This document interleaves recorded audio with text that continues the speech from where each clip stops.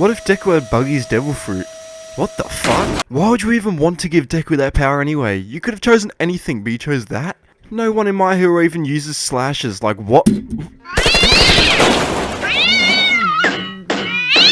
Sorry, my bad, had to take care of something. Before you ask, yes, you read the title and thumbnail right. And no, you are not ready for the story I'm about to tell. If I'm being 100% transparent, I love Buggy. I've always had a creeping suspicion he's going to be top 10 contender in One Piece, so I also think his power has some type of hidden strength to it, which I'm going to explore through this video. Does that mean Deku will get very strong? Eventually. But let's not get too ahead of ourselves. If you end up loving this, please drop a comment and check out some of my other stuff too. It may be to your liking.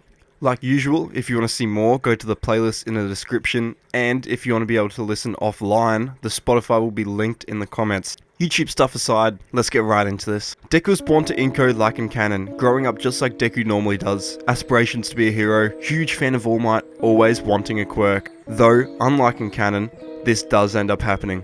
One thing does anyway. He ends up unlocking his quirk. While sitting at home, Deku would feel something kinda itching on the inside of his arm. Almost off instinct, Deku would detach his arm to scratch it, a sight which completely knocked Inko out when she first saw it. Right away they get his quirk checked out, going into the same doctor as in canon, Dr. Ujiko. He does an assessment on Deku to find out he has a mutant type quirk, which he lets Deku name himself. From what the doctor concluded, this quirk allows Deku to freely chop and separate himself at any part of his body, along with a secondary effect of a slight telekinesis on the parts that he's chopped, being able to lift and fly themselves around him in a certain radius from his body. Inko hearing this is kinda let down, knowing Deku wanted to be a hero. She looked down at Deku who was beaming. He was thinking of possibilities he had with this power, his imagination running wild already. They thank the doctor and walk out, the doctor reporting nothing to All for One as Deku's quirk seemed completely useless. This moment was what cemented Deku's destiny to be the future #1 hero, a goal that he's going to fulfill by the end of the series. Stick around to find out how.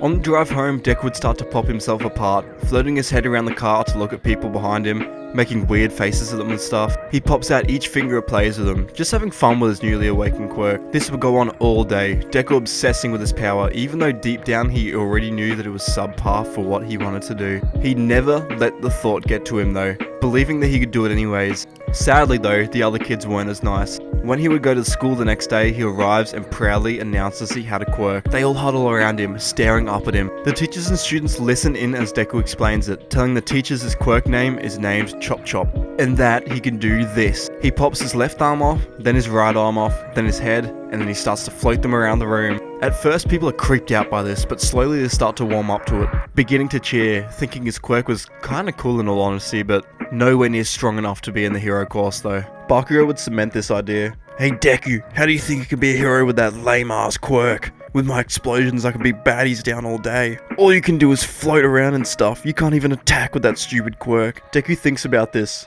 He was right. His power was useless in combat. Over time, him and Bakuro would drift. Bakuro was not bullying him, but you know, Deku did still have a quirk, so he didn't get bullied. If anything, he got teased for having a weird and, in all honesty, lame quirk. Over time, Deku would sink a little bit, but still keep his head high. People in the class calling him crazy, but kinda respecting the dream he had. Over the years, Deku would low-key do nothing. He doesn't train, he doesn't join any fighting clubs or anything. It never slipped his mind, so if I'm being real, he's weak. Like Buggy in One Piece, his power is luck. You know, and eventually power, but right now it's luck. This goes on until Deku was 14. Everyone's sitting in class one day. Deku was bored, slumping over asleep in his chair. He had one of his fingers floating around him in a circle, watching it go past like a rocket ship orbiting a planet. His thoughts are cut off as the teacher walks through the door.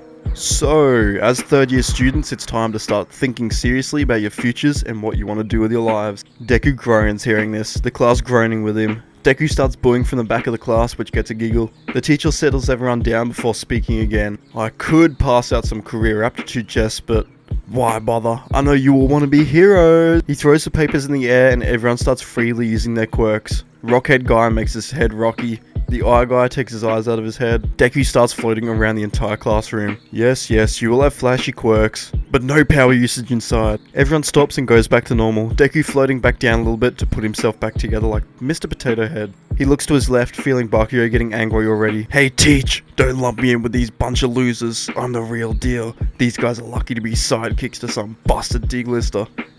Deku hearing this gets mad. Who are you calling D-lister? I'm gonna be #1 hero someday. The class goes silent, listening to the entire sentence before bursting into laughter. They all laugh at him for like a minute straight. Deku stands up and looks around the class, his head detaching and watching from the front as everyone laughs. He starts tapping his foot on the floor. Come on people, wrap it up. They all do eventually before Bakugo's words click to the rest of them. You think you're better than us, Katsuki? They all start to hate on each other until the teacher brings up the fact that Deku and Bakugo are going to UA. Once again, the class turns into laughter, someone asking the teacher if he was joking or not, and that honestly that was the best joke he's ever heard all year. The teacher laughing with them would look down at his class registration. At first it was a joke, but he actually saw it. He looked up to see Deku, who was kinda down. The teacher did a double take, his laughter fading right away. Sorry, I guess I wasn't joking. Deku does want to go to UA. Everyone goes silent, the room filling with a somber mood. Someone in the back of the classroom starts to cry just thinking about it. People start booking his funeral.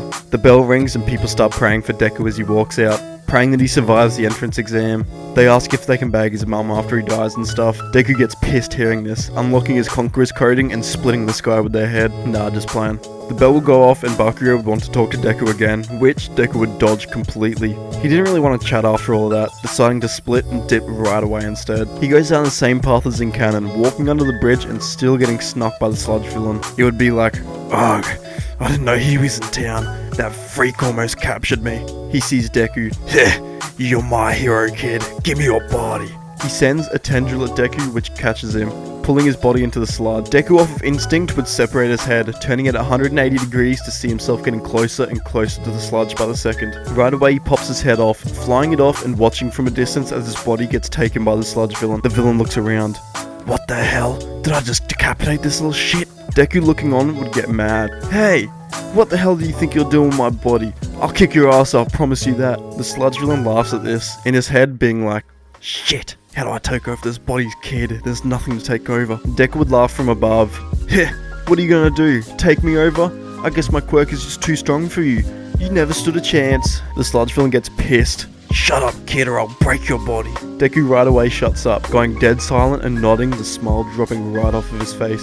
The sludge villain monologues as All Might comes up from behind. The villain, so lost in its own head, would miss All Might appearing, getting slammed from the back, paws, by All Might. Deku from above would be distracted, not seeing but feeling the attack hit. He would scream in pain. Ow! Hey jackass! He floats his head down to where All Might is, dust still flicking up. What'd you go and do that for? You could have really hurt me. He's cut off to see the dust clearing, finding All Might standing in front of him. Whoa, it's really you! He gets his body and walks it over to his floating head, attaching it and looking at All Might in the flesh. He starts to feel him up a little bit, which is kind of weirding All Might out. Doing this, he feels his injury. For a slight second, getting confused before looking up at All Might, about to ask. All Might feels this, changing the subject right away, backing away. So, kid, what's your quirk? Deku shakes his head out of it, showing his quirk off to All Might. It's called Chop Chop. I'm gonna be #1 with this power, just so you watch. All Might laughs at this. You think so, kid? Then shoot for the stars. In his head, saying the complete opposite. If anything, he was just glad he didn't blow his cover. All Might, knowing his time limit was about to run out, would bottle up the villain and jump off. This time, it doesn't fall out of his pants because I genuinely can't be asked, and from there the 10 months training period would start. Deku would walk away from the bridge with a new glimmer in his eyes. He goes hard now, having found extra motivation from his #1 hero. Now, in this timeline, because there's no second sludge villain attack, Deku doesn't get one for all, though that could have been cool. I want to do it another way. Stick with me on this one, trust me. Over the 10 months, Deku would make some new moves of his own, training in the forest near his house until eventually the day would arrive. Deku would sleep well, waking up feeling ready. He would just pass the written exam before making his way to the practical lecture site. He sits next to Bakugo doing his up and down, you know, like the, "You actually came, Deku? I really thought your clown ass was joking. Don't get killed, I guess." Deku would say a quick, you know, like retort back, and then pull a face before the two of them start bickering. Also, like in canon, Ida would step in. "You two over there, some people want to learn the info that's being taught. For an establishment like this, I'm disappointed on the level of security. These delinquents need to be taken out immediately." Everyone stares at Deku and Bakugo, who stare at Ida. They both stand up and shout at the same time, "Shut up, Four Eyes!" Sitting back down as people snicker, even present might. From there they're separated into their prac sites, the nerves finally kicking in for Deku.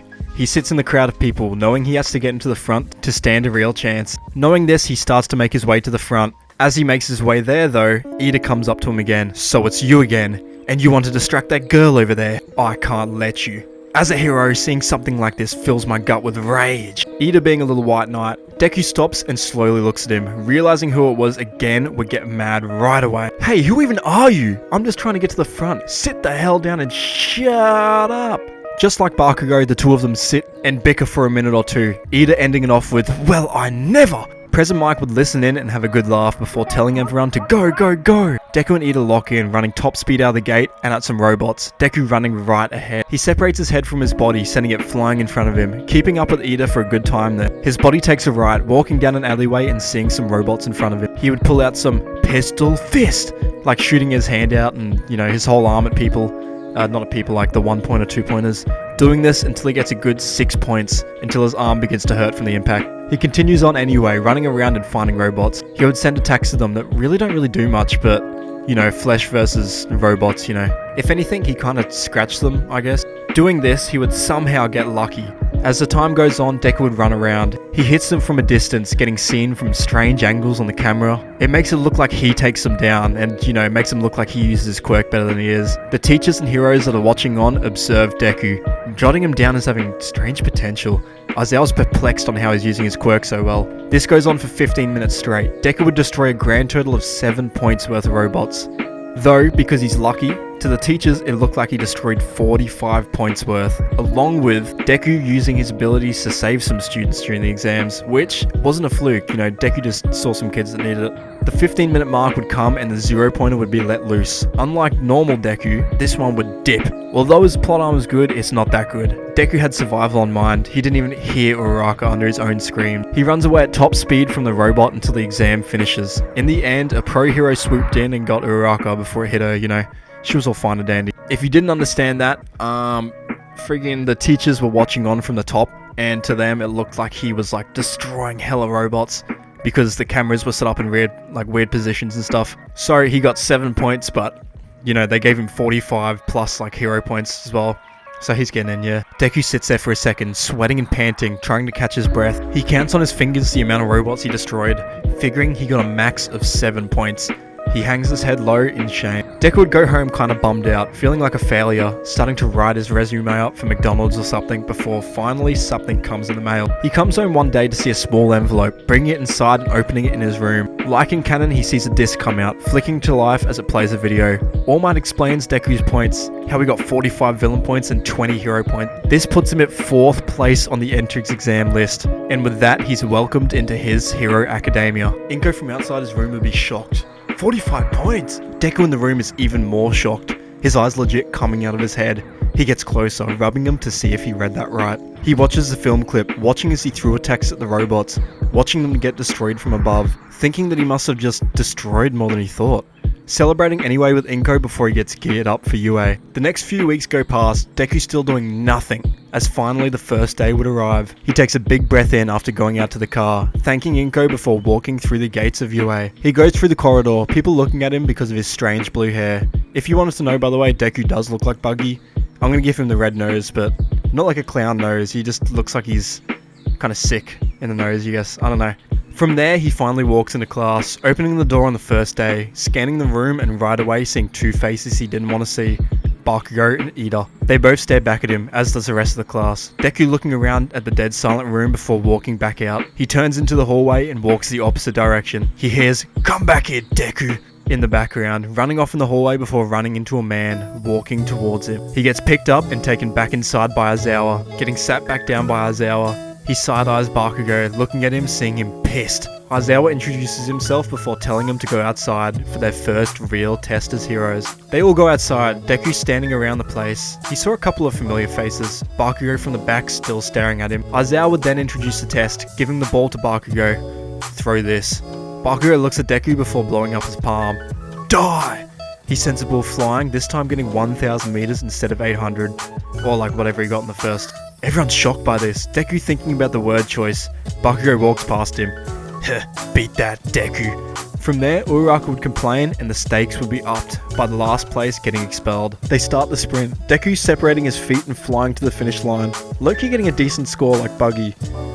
He isn't slow, In the grip strength, Deku would separate his second hand and get it to help, which wouldn't be cheating because the other guy did it. In the long jump, Deku would just float over it again. He wouldn't really do that well at the side to side, and then came the ball throw. Isaiah was curious to see this. He had seen the utility of his quirk through the test, but he wanted to see its power, its output like in the entrance exam. Deku thinks. In his head he was bugging out. He clocked his fist back and threw it. Isaiah cancelling his quirk, but it did nothing. Deku's hand flies off with the ball, and it goes straight, like 20 meters before his hand, in the air, clocks back and throws the ball as well. This would add like 30 meters to his score because of the height, you know. The class would look on kinda bummed. Deku getting less than 100 meters. Isaiah watches this, face palming, though he did think it was strange that Deku's quirk acted the way it did. In the end, Deku got middle of the pack. If anything, he would have gotten like 7th, I think, you know. Bakugo would stress about this, how Deku was already doing so well, how he even got in, and how the hell he got so high on the entrance exam. Not being able to hold back, he explodes at Deku. Pause. He rushes him down. Who'd you bribe to get in, you clown bastard? Deku falls to the floor, his head floating up and getting close to Bakugo. I didn't bribe anyone. They let me in. Ask the teachers. All Might even said my quirk was good enough for number 1. Bakugo lets go of Deku as Aizawa cancels his quirk. One more outburst like that and I'll expel you both. The class stops and goes silent, having heard what Deku just said. No one thinking he was telling the truth. No one gets expelled in this timeline because I'm slack and I probably won't remember it anyways, and from there the class would go on. Bakugo would still be mad at Deku, but, you know, what can you do? Plus, you know, he's not using some secret hidden god power like One For All this time, so... And, you know, I think Bakugo could see the usefulness of Deku's quirk. After seeing some of the friggin' people in Class 1A like Mineta, you know, Invisible Girl, Jiro, you know... And yeah, that's where I'm going to be ending part 1. I hope you see the vision, and I hope you like this. If you made it this far, please comment the word iPad, and I will pin you. And of course, if you want to see more like this, I'm probably going to end the series in like 2 days. This was already like an 18-minute recording. That's kind of crazy. Yeah, stay safe. I hope you made it to the end. That's it.